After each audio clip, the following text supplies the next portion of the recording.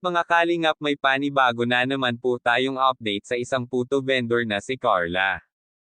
Pero bago po yan, pakisuportahan po natin ang ama ng kalingap na si Val Santos Matubang at Kalingap Rob, pati na po ang mga viewers at reactioners. Maraming salamat po.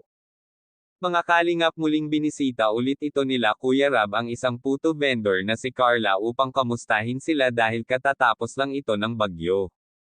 Nagdala din ito sila ng mga groceries at bigas. Laking gulat ito ni Kuya Rob dahil madami ang nagbago sa bahay ng isang puto vendor na si Carla. Naabutan nila dito ang kanyang bunsong kapatid na babae at si Carla ay kada rating lamang galing sa eskwela.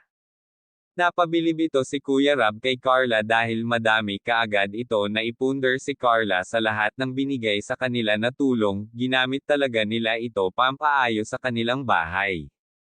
Ngunit napansin ito ni Kuya Rob ay wala daw silang kuryente.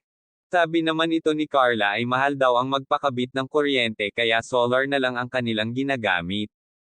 Grabe! Kuya Jomar may pasalubong agad kay Carla. Lalo tuloy nahiya si Carla, dinuguan ang kanyang pasalubong dahil ito daw ang masarap na eye partner sa puto na gawa ng isang puto vendor na si Carla.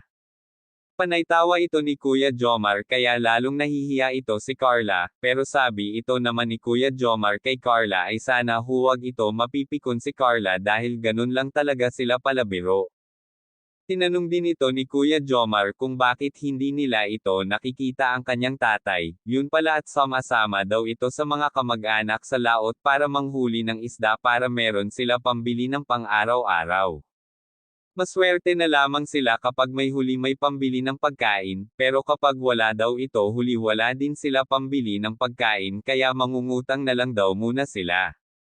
Kaya sabi ito ni Carla ay malaking tulong din ang pagtitinda niya ng puto para kahit papaano ay mabibigyan niya din ang mga kapatid niya pang baon sa pagpasok, ang iba daw ay binibigay niya ito sa kanyang magulang.